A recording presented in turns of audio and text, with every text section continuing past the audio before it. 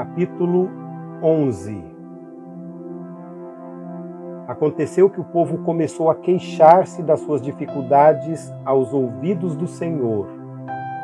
Quando ele os ouviu, a sua ira acendeu-se e fogo da parte do Senhor queimou entre eles e consumiu algumas extremidades do acampamento.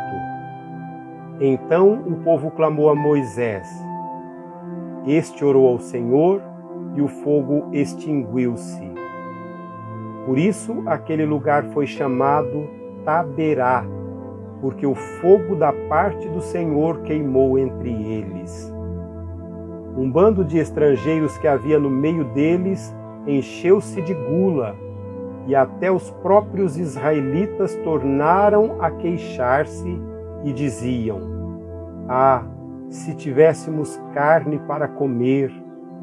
Nós nos lembramos dos peixes que comíamos de graça no Egito, e também dos pepinos, das melancias, dos alhos porós, das cebolas e dos alhos. Mas agora perdemos o apetite. Nunca vemos nada, a não ser este maná. O maná era como uma semente de coentro que tinha aparência de resina. O povo saía recolhendo o maná nas redondezas e o moía num moinho manual ou socava-o num pilão. Depois cozinhava o maná e com ele fazia bolos. Tinha gosto de bolo amassado com azeite de oliva. Quando o orvalho caía sobre o acampamento à noite, também caía o maná. Moisés ouviu gente de todas as famílias se queixando, cada um à entrada de sua tenda. Então acendeu-se a ira do Senhor, e isso pareceu mal a Moisés. E ele perguntou ao Senhor: Por que trouxeste este mal sobre o teu servo? Foi por não te agradares de mim que colocaste sobre os meus ombros a responsabilidade de todo esse povo? Por acaso fui eu quem o concebeu? Fui eu quem o trouxe à luz? Por que me pedes para carregá-lo nos braços? Como uma ama carrega um recém-nascido, a levá-lo à terra que prometeste sob juramento aos seus antepassados? Onde conseguirei carne para todo esse povo? Eles ficam se queixando contra mim, dizendo: Dê-nos carne para comer. Não posso levar todo esse povo sozinho. Essa responsabilidade é grande demais para mim. Se é assim que vais me tratar, mata-me agora mesmo. Se te agradas de mim, não me deixes ver a minha própria ruína. E o Senhor disse a Moisés: Reúna 70 autoridades de Israel, que você sabe que são líderes e supervisores entre o povo. Leve-os à tenda do encontro para que estejam ali com você. Eu descerei e falarei com você, e tirarei do espírito que está sobre você e o porei sobre eles. Eles o ajudarão na árdua responsabilidade de conduzir o povo, de modo que você não tenha que assumir tudo sozinho. Diga ao povo: Consagrem-se para amanhã, pois vocês comerão carne. O Senhor os ouviu quando se queixaram a ele, dizendo: Ah, se tivéssemos carne para comer, estávamos melhor no Egito. Agora o Senhor lhes dará carne e vocês comerão. Vocês não comerão carne apenas um dia, ou 2, ou 5, ou 10, ou 20, mas um mês inteiro, até que lhes saia carne pelo nariz e vocês tenham nojo dela. Porque rejeitaram o Senhor que está no meio de vocês e se queixaram a ele, dizendo: por que saímos do Egito? Disse, porém, Moisés: aqui estou eu no meio de 600.000 homens de pé, e dizes: darei a eles carne para comer durante um mês inteiro. Será que haveria o suficiente para eles se todos os rebanhos fossem abatidos? Será que haveria o suficiente para eles se todos os peixes do mar fossem apanhados? O Senhor respondeu a Moisés: estará limitado o poder do Senhor? Agora você verá se a minha palavra se cumprirá ou não. Então Moisés saiu e contou ao povo o que o Senhor tinha dito.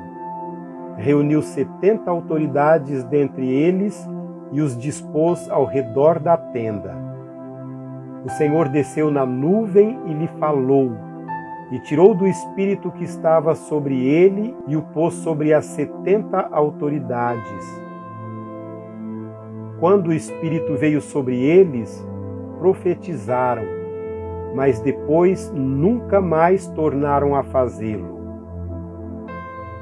Entretanto, 2 homens, chamados Eudade e Medade, tinham ficado no acampamento. Ambos estavam na lista das autoridades, mas não tinham ido para a tenda. O Espírito também veio sobre eles e profetizaram no acampamento.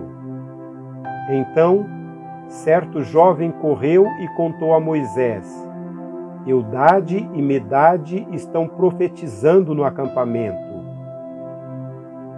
Josué, filho de Num, que desde jovem era auxiliar de Moisés, interferiu e disse: Moisés, meu senhor, proíba-os. Mas respondeu Moisés: você está com ciúmes por mim? Quem dera todo o povo do Senhor fosse profeta e que o Senhor pusesse o seu espírito sobre eles. Então Moisés e as autoridades de Israel voltaram para o acampamento. Depois disso, veio um vento da parte do Senhor que trouxe codornizes do mar e as fez cair sobre todo o acampamento a uma altura de 90 centímetros, espalhando-as em todas as direções até num raio de uma caminhada de um dia. Durante todo aquele dia e aquela noite, e durante todo o dia seguinte, o povo saiu e recolheu codornizes. Ninguém recolheu menos de 10 barris. Então eles as estenderam para secar ao redor de todo o acampamento. Mas, enquanto a carne ainda estava entre os seus dentes, e antes que a ingerissem, a ira do Senhor acendeu-se contra o povo, e ele o feriu com uma praga terrível. Por isso o lugar foi chamado Quibrote Ataavá, porque ali foram enterrados os que tinham sido dominados pela gula. De Quibrote Ataavá, o povo partiu para Azerote e lá ficou.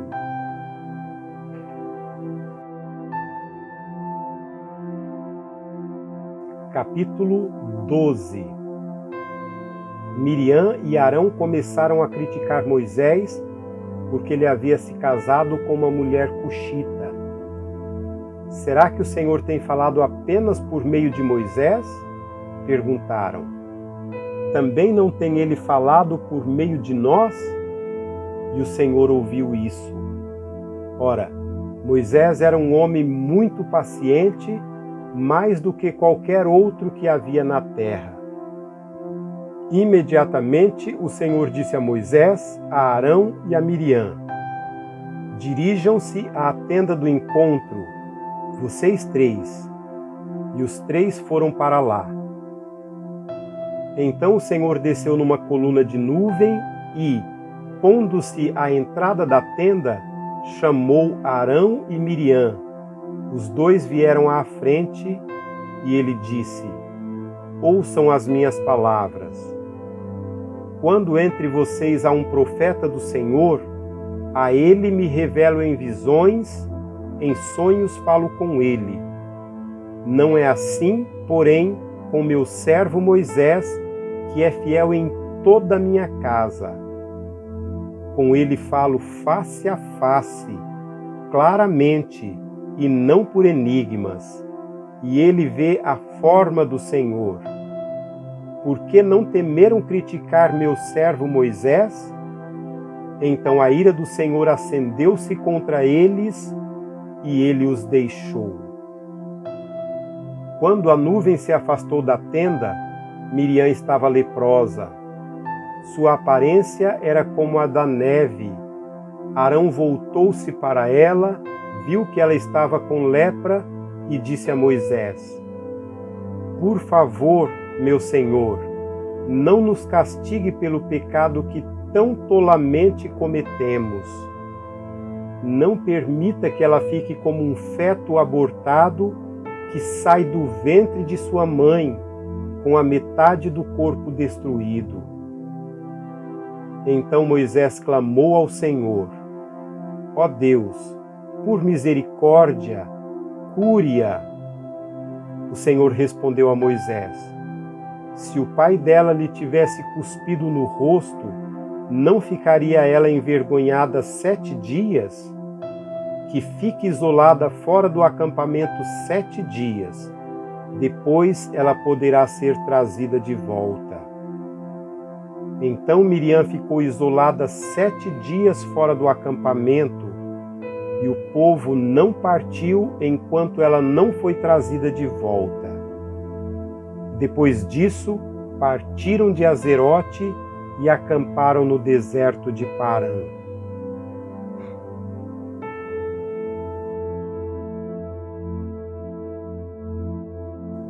Capítulo 13. E o Senhor disse a Moisés: Envie alguns homens em missão de reconhecimento à terra de Canaã, terra que dou aos israelitas. Envie um líder de cada tribo dos seus antepassados. Assim Moisés os enviou do deserto de Parã, conforme a ordem do Senhor. Todos eles eram chefes dos israelitas. Estes são seus nomes: da tribo de Ruben, Samua, filho de Zacur; da tribo de Simeão, Safate, filho de Ori; da tribo de Judá, Calebe, filho de Jefoné; da tribo de Isacar, Gigeal, filho de José; da tribo de Efraim, Oséias, filho de Num; da tribo de Benjamim, Paute, filho de Rafo; da tribo de Zebulon, Gadiel, filho de Sode; da tribo de José, isto é, da tribo de Manassés, Gade, filho de Suzi; da tribo de Dan, Amiel, filho de Gemali; da tribo de Azer, Setur, filho de Micael; da tribo de Naphtali, Nabi, filho de Vopzi; da tribo de Gade, Guel, filho de Maque. São estes os nomes dos homens que Moisés enviou em missão de reconhecimento do território. A Oséias, filho de Num, Moisés deu o nome de Josué. Quando Moisés os enviou para observar em Canaã, disse: Subam pelo Neguebe e prossigam até a região montanhosa. Vejam como é a terra, e se o povo que vive lá é forte ou fraco, se são muitos ou poucos, se a terra em que vivem é boa ou ruim, se as cidades em que vivem são cidades sem muros ou fortificadas, se o solo é fértil ou pobre, se existe ali floresta ou não. Sejam corajosos, tragam alguns frutos da terra. Era a época do início da colheita das uvas. Eles subiram e observaram a terra desde o deserto de Sim até Reob, na direção de Lebo-Ramate. Subiram do Neguebe e chegaram a Hebrom, onde viviam Aimá, Sesai e Talmai, descendentes de Enaque. Hebrom havia sido construída 7 anos antes de Zoan, no Egito. Quando chegaram ao vale de Escol, cortaram um ramo do qual pendia um único cacho de uvas. 2 deles carregavam o cacho pendurado numa vara. Colheram também romãs e figos. Aquele lugar foi chamado Vale de Escol por causa do cacho de uvas que os israelitas cortaram ali. Ao fim de 40 dias, eles voltaram da missão de reconhecimento da terra. Eles então retornaram a Moisés e a Arão e a toda a comunidade de Israel em Cádiz, no deserto de Parã, onde prestaram relatório a eles e a toda a comunidade de Israel e lhes mostraram os frutos da terra. E deram o seguinte relatório a Moisés: Entramos na terra a qual você nos enviou, onde manam leite e mel. Aqui estão alguns dos frutos dela. Mas o povo que vive lá é poderoso, e as cidades são fortificadas e muito grandes. Também vimos descendentes de Enaque. Os amalequitas viviam no Neguebe, os hititas, os ebuseus e os amorreus viviam na região montanhosa. Os cananeus viviam perto do mar, junto ao Jordão. Então Calebe fez o povo calar-se perante Moisés e disse: Subamos e tomemos posse da terra. É certo que venceremos. Mas os homens que tinham ido com eles disseram: Não podemos atacar aquele povo, é mais forte do que nós. E espalharam entre os israelitas um relatório negativo acerca da terra. Disseram: A terra para a qual fomos enviados em missão de reconhecimento devora os que nela vivem. Todos os que vimos são de grande estatura. Vimos também os gigantes, os descendentes de Enaque, diante de quem parecíamos gafanhotos, a nós e a eles.